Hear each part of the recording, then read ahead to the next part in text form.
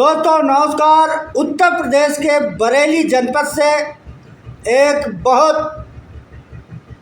बड़ी खबर सामने निकल कर आ रही है। तौकीर रजा पर निदा खान का एक बहुत बड़ा खुलासा, एक बहुत बड़ा बयान। अपने आप को निदा खान ने आला हजरत ख़ानदान की बहू बताया है। निदा खान ने बताया है कि तौकीर का बेटा ऑस्ट्रेलिया में पढ़ाई कर रहा है। उसके पास ना तो कोई फैक्ट्री है, ना तो कोई नौकरी है, ना तो कोई इतना बड़ा बिजनेस है। उसके पास ये अकूत धन, अकूत संपत्ति कहाँ से आई है। उन्होंने यह भी बताया है कि ये फंडिंग कहाँ से आ रही है। यह हम नहीं कह रहे हैं, ये निदा खान अपने बयान में कह रही है। निदा खान का ये भी आरोप है कि लोगों के द्वारा मुझको जान से मारने की धमकियां मिल रही हैं। ऐसे अपवाद फंडिंग से देश में नफरत फैलाई जाती है, नफरत फैला रहे हैं। उत्तर प्रदेश सरकार से उन्होंने मांग की है कि तौकीर रजा पर कठोर कार्रवाई ईडी के द्वारा, सीआईडी के द्वारा जांच कराकर उनके खिलाफ कठोर कार्रवाई की जाए, जिससे नफरत फैलाने वालों से बचाव हो सके। बस खबर में इतना ही। चैनल में नए हो तो सब्सक्राइब करें, लाइक करें, शेयर करें। फेसबुक, इंस्टाग्राम, ट्विटर में फॉलो करें। नथु प्रसाद पटेल को दीजिए इजाज़त। नमस्कार। अब देखिए आगे की पूरी खबर। मैं निदा खान आला हज़रत हेल्पिंग सोसाइटी चलाने के साथ साथ मैं आला हज़रत ख़ानदान की बहू भी हूँ। हम मौलाना तौकीर के बारे में पढ़ते आए हैं, सुनते आए हैं।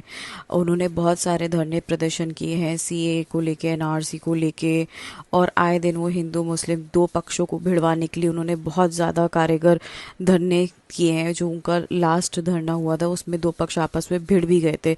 लेकिन हम सबको पता है यहाँ यूपी गवर्नमेंट, बीजेपी गवर्नमेंट है, जिसकी वजह से लॉ एंड ऑर्डर बहुत ज़्यादा सख्त है।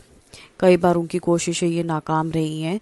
लेकिन देखा जाए 2010 के दंगे जो हुए थे उसमें अब वो सीधे सीधे आरोपी हैं, और 3 गैर जमानती वारंट जारी होने के बावजूद तौकीर रजा खां बिल्कुल ही हिरासत में नहीं आए। वो गायब हैं। ठीक है, उनकी वीडियोस आती हैं जिसमें वो बिल्कुल ही ठीक आते हैं, लेकिन उनकी मेडिकल रिपोर्ट्स कभी भी बाहर नहीं आई हैं। सिर्फ बातें करने से कुछ नहीं होता, लेकिन मेडिकल रिपोर्ट्स अभी तक गायब है। दूसरी बात, मौलाना तौकीर बहुत ही ज़्यादा लेविशिंग लाइफ जीते हैं। उनका बेटा ऑस्ट्रेलिया में एक लेविशिंग लाइफ जी रहा है, पढ़ाई कर रहा है। हम सबको पता है ऑस्ट्रेलिया की पढ़ाई कितनी ज़्यादा एक्सपेंसिव है। लेकिन कभी कोई ये नहीं सोच पाया कि मौलाना तौकीर के पास फंडिंग आ कहाँ से रही है, वो इतनी लेविशिंग लाइफ जी कैसे रहे, अपना स्टेटस कैसे मेंटेन कर रहे हैं, जबकि उनके पास कोई बिजनेस नहीं है, कोई फैक्ट्री नहीं है, कुछ नहीं है। तो ये फंडिंग आ कहाँ से रही है।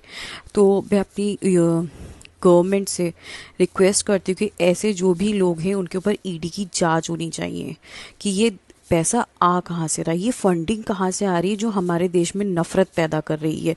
उनकी वजह से दो पक्ष आपस में भिड़ने के लिए, मारकाट करने के लिए तैयार हैं, क्योंकि वो अपने आप को ऐसा साबित करते हैं कि जैसे वो बहुत बड़े विक्टिम हैं या लीडर हैं, और अपनी बातों से लोगों को ब्रेन वॉश करते हैं। तो मुझे लगता है कि ऐसे आदमी के ऊपर सख्त कार्रवाई होनी चाहिए जो 3 गैर जमानती वारंट होने के बावजूद भी गायब है। जब से मैंने फेसबुक पोस्ट डाला है तब से लगातार लोगों की मेरे पास धमकियाँ आती हैं और तरह तरह की बातें वो करते हैं। इवन वो मेरी जो केसेस चल रहे हैं उसको लेके चैलेंज करने की बात करने लगते हैं, मुझे मारने की धमकियाँ देने लगते हैं। तो इस आदमी को अगर मैं उसके बारे में कुछ बोल भी रही हूँ तो उसके सपोर्टर्स मेरे ऊपर आके मुझे गाली गलौज करने लगते हैं। तो आप सोचिए, जो एक मास्टरमाइंड साबित हो चुका है कोर्ट के अकॉर्डिंगली, वो खुलेआम कोर्ट को भी उल्टा सीधा बोलता है। न्यायपालिका जिस पे हम सबका भरोसा है, वो उसको भी उल्टा सीधा बोलता है। और आज तक कोई इसके बारे में बात करने को तैयार नहीं है कि मौलाना तौकीर के पास पैसा आ कहाँ से रहा है, जबकि हम सबको पता है कि उनके पास ना बिजनेस है, ना उनकी कोई फैक्ट्री है, ना वो कोई सर्विस करते हैं। स्टिल उनके पास बहुत लेविशिंग लाइफ है। विदाउट मतलब कोई फंडिंग तो है, जो कोई ऐसी जगह से फंडिंग हो रही है जिससे हमारे देश को नुकसान पहुंच सकता है, या इंटरनली वो नुकसान पहुंचा रहा है।